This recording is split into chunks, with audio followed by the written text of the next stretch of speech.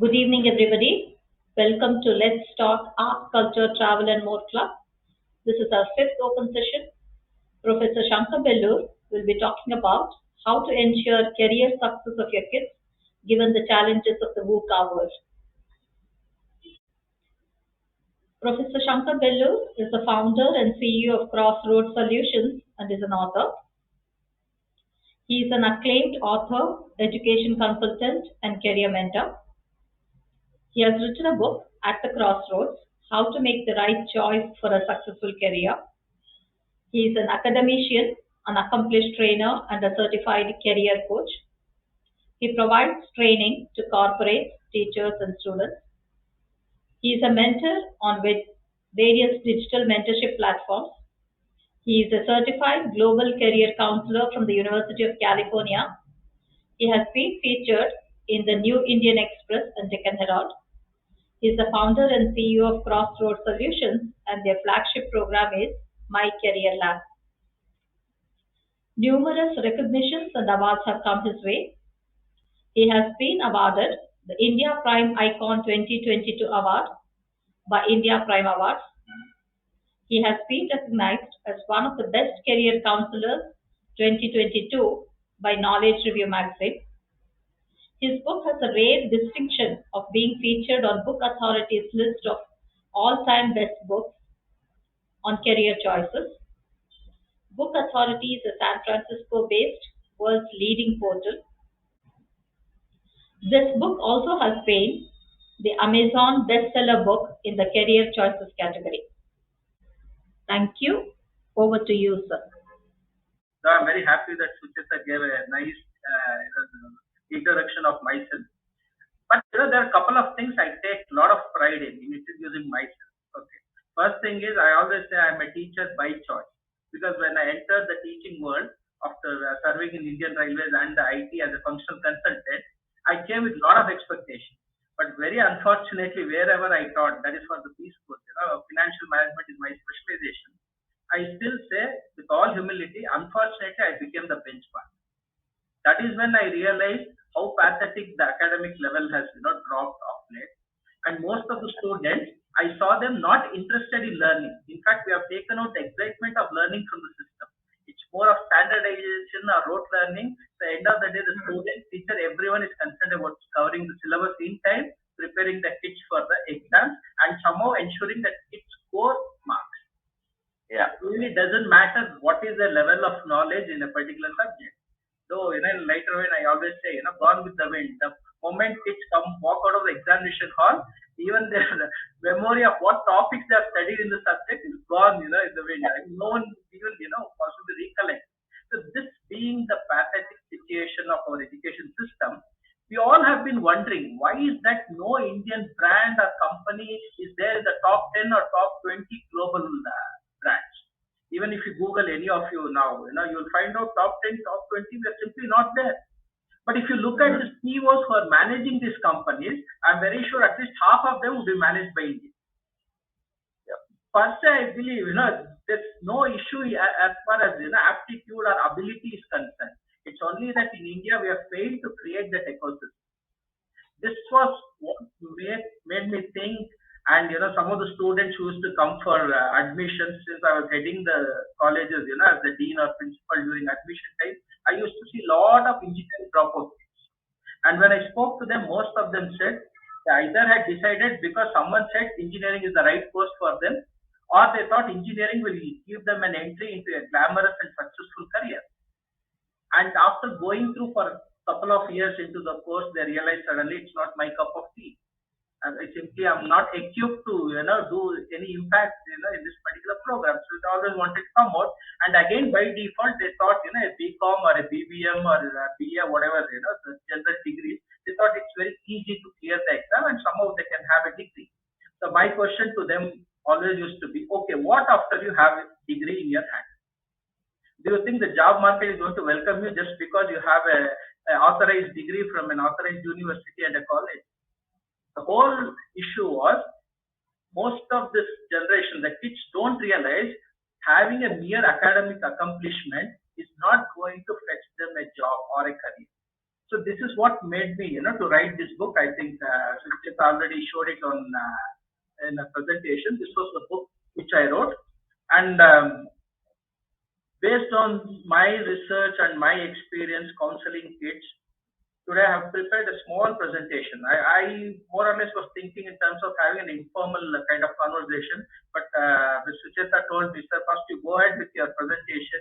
You just share your inputs, your thoughts on this particular topic, and then if the parents or any of the participants have any concerns or any queries, you probably will be able to address them. So now I'll be sharing my screen.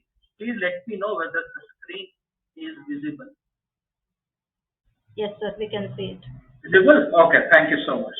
Yeah, just to begin my presentation, I always feel, there's two parts in this particular presentation. One is to understand the VUCA world, that is the volatile world, which is becoming more and more dynamic for certain obvious reasons. Let's have a discussion on that also.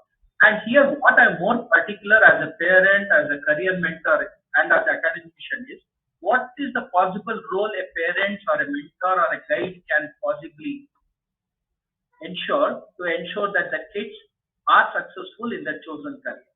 So I'm trying to club, both these subtopics in this presentation. My first and obvious query was, who needs career guidance? Because this is something I've been very frequently been asked by parents. Generally, I see three lots of students. One lot of students, they are more or less clear about their career, but there are only a couple of issues with them. One is they're not sure whether that's the right choice for them. So the validation of choice has to happen. And second aspect is they don't know from here on, because usually if we talk to a teenager, right, they usually have a couple of options. They say, I want to do this or that, but I'm not sure. So the whole idea is, one is validation, and second thing is how to bridge the gap between now and then. Because you are going to accomplish your career goal later in the future. So you have to do some planning and preparation for that. So what sort of planning preparation is required? That is one issue. And I see second lot of students who generally are confused about career. They have some vague idea, but they're not sure about any one particular choice. So first is, we need to help them to choose the right one. So they need clarity, because I always believe it is only clarity which will give the confidence, to go ahead. So clarity of choice is the first aspect, and second obviously is how to plan and do that. Unfortunately, I am using this word unfortunately because I also get few kids who are completely indifferent as far as the future is concerned. There is complete absence or vacuum of any career goals. So first thing, our challenge is we need to create awareness. How important it is for this present generation students or youngsters to have a career goal, and then facilitate the right choice of goal. And third aspect obviously would be planning and preparation. So your kids or someone whom you know possibly can fall into any of these categories. So my suggestion is any of these require a lot of career guidance. Now there was an obvious question from a parent. Sir, in the 70s and 80s, even in 90s, we had not heard anything called career counseling or leave alone career guidance or mentoring. Now, why is that suddenly all schools and education academicians are talking about career counseling? If you look at our external environment, a few things have changed in Indian economy, especially post 91. So we all know the watershed year 1991, how significant it is, with Manmohan Singh being the finance minister backed by the then Prime Minister Narasimha Rao. We started our policy of LPG. This is when our economy started opening up and also started growing up. Because most of you might probably remember, someone who is good in economics, probably will be knowing much better than me on this particular aspect. Our GDP growth rate, Indian GDP growth rate, was being marked as Hindu growth rate because we were never able to grow more than 4 to 4.5% till then. So this pathetic growth rate was being marked by almost all established economists across the world. So it's only post 1991 India started seeing good growth rate. In fact, for a couple of years or for some extended period of time, we even saw double-digit growth in our GDP. So all this was possible because of one sector, getting prominence and performing really well. That was technology or IT, information technology sector. And we being an agrarian or a manufacturing sector till now, because if you look at GDP, it was agriculture and manufacturing which was actually contributing more. But after 1991, 1991, things started changing and IT became one of the major service providers and contributed to our GDP. Second aspect is aspirations. Today, you talk to any kid, they might not be clear about their goals, but if you tap them further and try and understand, their aspirations are really high. They just want to grow big, they want to succeed big time, but unfortunately, they don't know how to go about doing it. Third aspect is mindset. When I talk about mindset, generally I used to see, people entering the job market in 70s, 80s, 90s. It was more of a survival or, for sustenance. We somehow wanted a job so that we could survive without being bothered much. Probably from then on, once IT started impacting the job market and also the GDP, we saw people in mid 90s, late 90s, or even early 2000s. They were basically taking up jobs because they wanted to improve the standard of living. And now, whatever you call them, millennials, centennials, Generation Z, this generation is very particular since the basic requirement or basic aspects are covered of their life. They are more into quality of life. So this is the generation which most of the HR managers or HR leaders in the corporate world are really finding it tough to manage because they are not happy if you just give them good package. They are not happy if you just give them fancy packages. So what is that this present generation really requires? But if you look at even the recently LinkedIn made a survey and they said this present generation the attrition rate is 40% over and above their previous generation. It means they're not looking at job safety, they're not really looking long term, so they're looking at something else. So we need to understand this mindset. And fourth aspect is since the economy has really widened, economy doing well all over the globe, today's generation are basically global citizens. In pursuit of their career, they can go anywhere across the globe and make a career for themselves. So they basically have more options. One is locally also in India, job market has really widened, the options have widened. In fact, according to a survey, when the cream or the international school parents were asked in a questionnaire, how many career choices can you really name? Most of them could not go beyond 10. But if you look at the job market options presently, we have at least around 300 plus different career choices available. So more the option, obviously there will be more confusion. What will be the right one for us. And then job market requirements. We all know this is industry 4.0. Skills is actually dominating the scene. More than a formal college degree, it is the skill set and the emotional intelligence of the potential candidate which matters more to the companies than their academic accomplishments. And finally, from previous 2 years, we have heard a lot about NEP 2020 as a policy.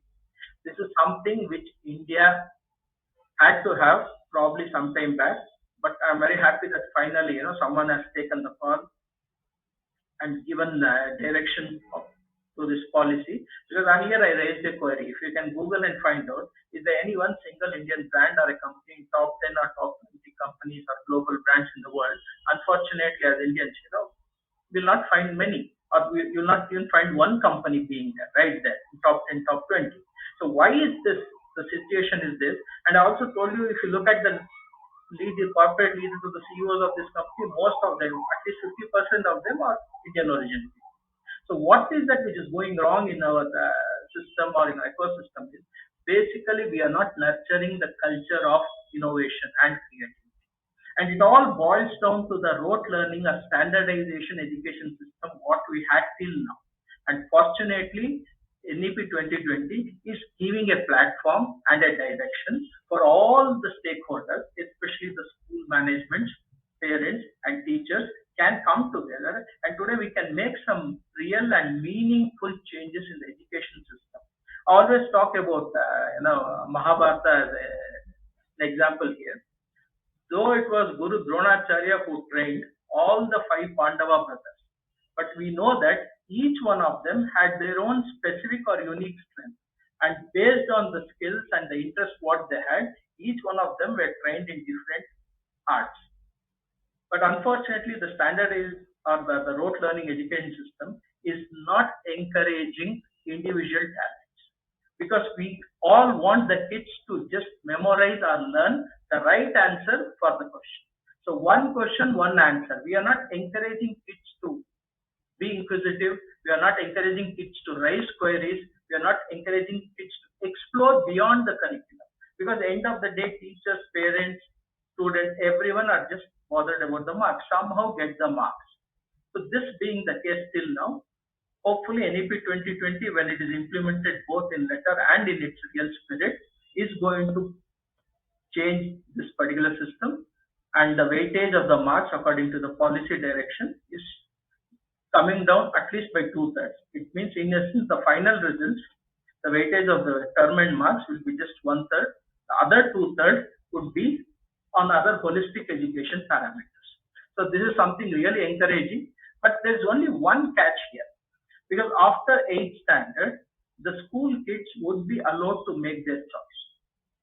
In case if the kids get their choice wrong here, going forward when they want to do a particular bachelor's program, they might not have studied the required subject at the school level. This can be a huge drawback. Therefore, NEP also mandates that before the choice is made in the 9th standard, that every kid of 8th standard should be given career guidance, because based on the long-term career aspirations, if not the exact career or job profile, the kid and the parent should at least be clear about the direction. This is what I call it as North Star. At least the North Star should be very clear. Later, by the time they complete their plus 2, they can also decide what exactly should be the job profile or the exact career what they want to get into.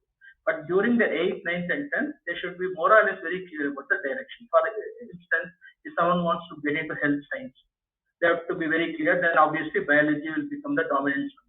If someone wants to get into the area of technology, then obviously mathematics will become the dominant choice there. So this is how people have to clear. If someone wants to get into legal services, then obviously social science should be the dominant subject in that choice.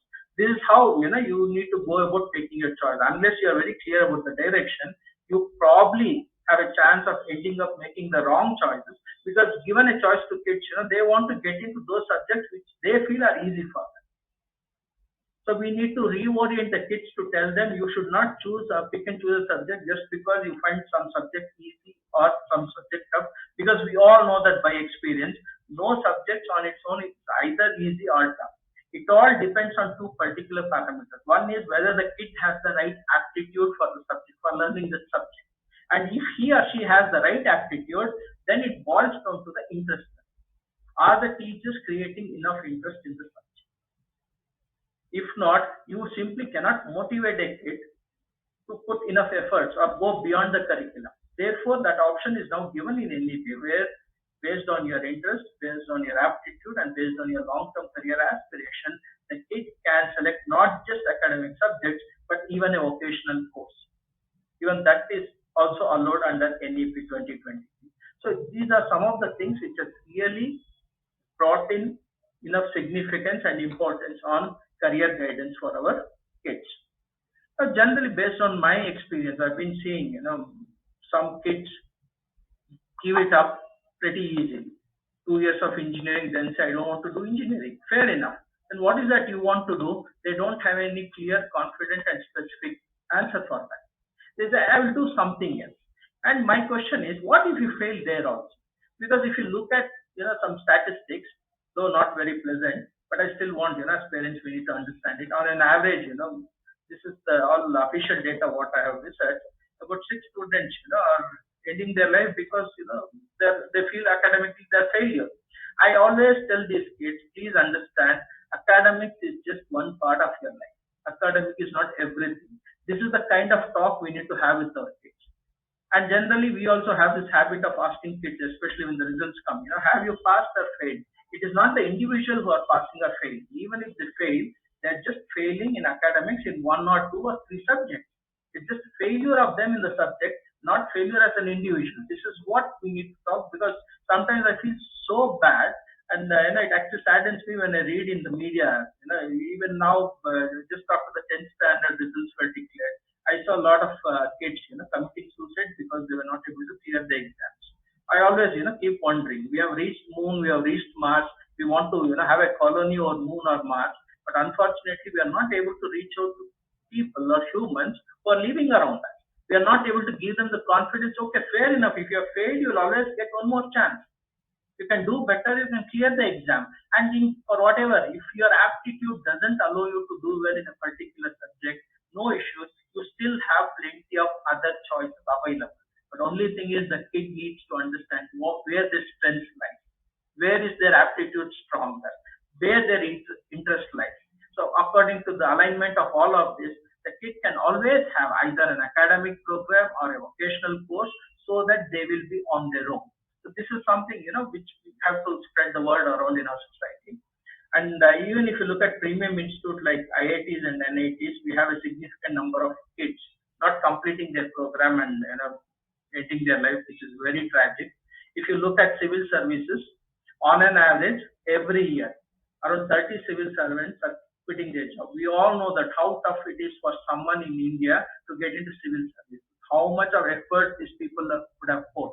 After being there, after experiencing it, if some in their early 30s or late 30s would want to quit the job saying, this is not fulfilling enough for me, I'm not feeling that contentment, I'm not happy about this. What else they want? They have respect in society, they have status in society, they have a fantastic salary and perks, but still if they're not happy, we need to understand that all individuals are not the same. Every individual is unique, and their life's purpose or their ikigai would be something very different.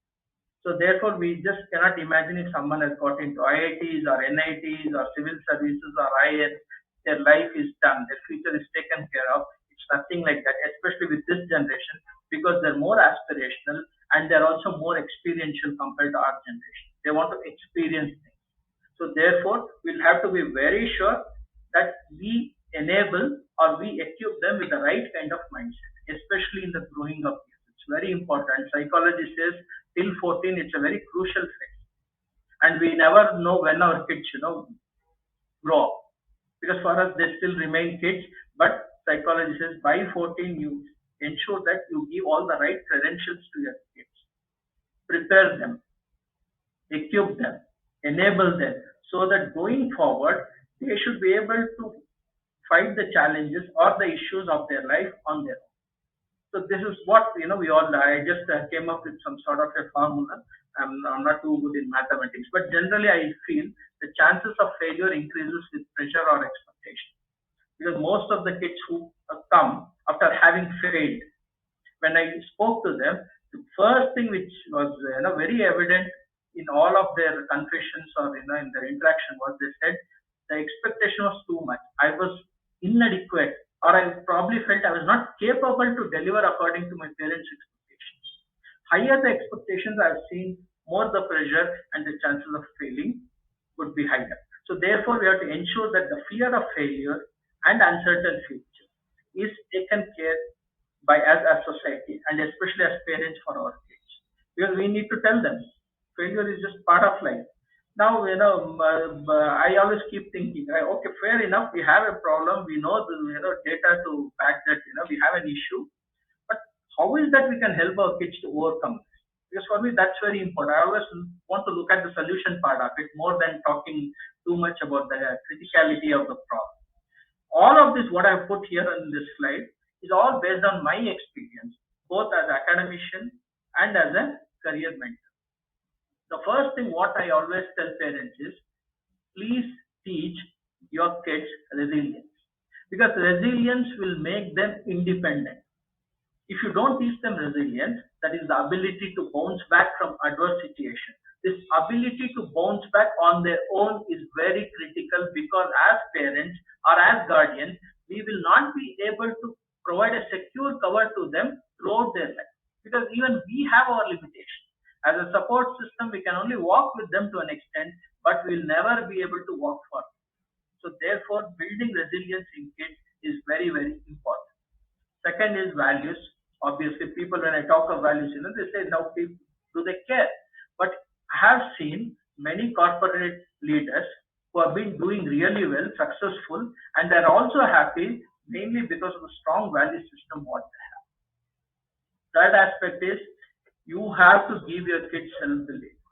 Unfortunately, I'm saying this unfortunately, I don't want anyone to take me wrong, including me as a parent, of course, unknowingly. That was not my intention as a parent. The way we communicate with our kids, the negativity, what we bring it out in our communication, somewhere is going to create a seed of self-doubt in the kids. Because we usually have this habit of comparing our kids to someone else. Look at A, look at B, and look at you. Where are you? This kind of communication, this kind of comparison usually is going to hit the self-belief of the kid.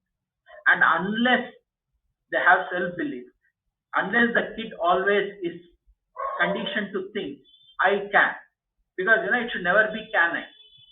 The moment you start feeling can I followed by question marks, I think the energy, the motivation of the kid is no. So always say, take out all the question marks. Can I just interchange? Make it I can. Instead of question marks, have all exclamatory marks. Look at the self-belief, look at your energy, look at your motivation. And if you have self-belief, then obviously, patience comes along with it, because what you have suffered is just a setback and not a failure. Because I always tell this to kids, setback is different from failure. Failure happens when you give up in your mind. When you say, I'm done with it, I don't have the energy, I don't have the inclination or the motivation to fight back one more time. So if you give up, then you are a failure. But many a times in life, outcome will not be according to our expectation. So I always tell parents, please understand and appreciate your kids based on two parameters. If the intention of the kid is right, and if they're putting enough efforts, then they deserve all the appreciation. Okay, outcome sometimes will not be according to our expectation, fair enough. But if the kid has really genuinely put in all the hard work, intention was right, they deserve some appreciation from us. Cognitive flexibility, perseverance, these are some of the aspects we need to work on with the kids. We have to tell them, because most of the kids, they have an expectation from the external environment. Unfortunately, we all know, as an individual, no matter how powerful we are, we simply cannot control external environment. And external environment will always throw surprises. It will always throw some problems, some issues, some challenge at the least expected time. So therefore, you should have that cognitive flexibility to accept what is coming your way and see how you can overcome it. So this positivity, which is embedded in cognitive flexibility, is very important for them to be open for changes. Because we know this world has become very dynamic, especially because of the impact of new and upcoming technologies. So especially when it comes to career, every employee should be prepared to learn, unlearn, and relearn. This is becoming a continuous cycle. It's not okay, I'm done after my college, I've learned ABCD, I know this ABC skill, I'll be going through my career with just this. That's not going to happen. So therefore, cognitive flexibility or perseverance is very important. And I already discussed, don't judge the kids, because this is something, the moment we become judgmental, the moment we start passing judgments, kids will stop communicating with us. This is a very important aspect. I request all the parents, keep the communication channel going. Very, very important. If anything bad or adverse happens in a kid's life, you should be the first person to know about it. The kid should not think of anyone else other than the parents to come home or call you up and say, okay, I messed it up. This is what happened, but this was not my intention. Never tell them, I told you so, but still you did it. Fair enough, it's their life. They would also like to explore. The intentions would be right, but unfortunately, outcome might not be as per the expectation. So you will have to tell them, fair enough, learn your lessons. I always tell this to parents. As far as your kids are okay and prepared to learn their lessons from even bad or worse experiences, learn the right lessons, then going forward, the learning curve will ensure that your kid will become more competent and more confident also in dealing with the challenges. So just don't judge them based on the mistakes. Time management is something we all need to teach kids, because we all know in life everything is in context to time. Motivation, very tough, because I see when I talk to kids, most of them in our generation, people used to ask, whom do you like or who is your idol? We generally used to have some idols. If someone interested in cricket, probably in my generation, it used to be Vivian Richards or Sunil Gavaskar or Kapil Dev. These are the ones who always motivated us in cricket. But you talk to kids now, generally they say, no, I don't idealize it. I don't know whether they don't want to commit or they're just not indifferent, plain indifferent, whatever it would be. So it is important that we need to keep our kids motivated. For this, what I have realized, the best way to motivate a kid is give them an aspirational goal with which they can connect. You don't give them the goal. You just facilitate the process. This is what I do as a career mentor. Understanding the kid in terms of certain parameters, after talking to them, I get a fair understanding what are the things with which they can really connect. And then if the parents are okay, accordingly I'll allow the kid to have his own goals. Because when it is my goal, obviously my level of motivation will be higher. Have open communication with your kids and never compare them. And tell them, even in my book, I have a small unit written. It's okay to fail. I have got a case study. This probably happened around 2003, means it's almost 19-year-old case study. This happened in London with an NRI couple. Father was a psychiatrist, he was a doctor. Mother was a school counselor. They were based in London. They had only one kid, a boy. This kid throughout his school was a fantastic winner. He was so successful. He always used to be first. And finally, after completing his MBA, he got into investment bank. He was doing really well in his career. One fine day, when he enters his office, he sees some unknown people checking his desktop. It was back then it was still desktop. Checking his desk. This is what was reported in the press. So he doesn't do anything. He won't ask anyone why is that they are checking my desktop. He assumes something, I believe. It just goes out of, because that is captured in the CCTV, that is captured. He goes out of the office premises, and in the same building, probably in the next 5, 6 above floor, they have a restaurant, bar and restaurant. He goes there, even that is captured. He will have a mug of beer. Then with his mug of beer in hand, he simply runs out of the glass wall, and he commits suicide. And everyone is taking a guess. Why is that he did? Then Prof, a lot of discussion. Probably experts, might have come to an opinion where this kid was not a failure. He had not experienced failure throughout his life till then. Whatever he did, wherever he competed, in any competition, he always was the winner. So he was just used to being the winner, and someday when he sees some strangers, he probably might have assumed that he has done something wrong. That is why his desktop is being scanned, or people are looking at what is that he has done, and he could not take a small aberration, or we can say a variance, according to his expectation, assumed something and committed suicide. Now, since this was in the newspaper, so I believe this story must be true. My only thing, as elders, as parents, what we need to think is, don't we tell the kid, it is okay, certain occasions you will not win. You cannot win at everything in life. You will you will face some setbacks. You may have to experience certain failure also. It's completely okay to fail. I even have written in the book, please celebrate failure of your kids also, because as the saying goes, failure is a stepping stone of success. I just add to it, provided we learn from our failure. So therefore, we'll have to tell our kids, failure and success both are two sides of the same coin. Certain times the outcome will be as per our expectation, certain times it might not, but absolutely okay. This is all part of life. In fact, failure, as we all acknowledge, teaches us more lessons in life. It will make us much better in terms of our resilience. So therefore, we have to tell kids, no one will plan or intend to fail. We all want to win. We all want to give our best. But in the process, if things don't happen according to our expectation, absolutely no issue. This is something we have to tell our kids.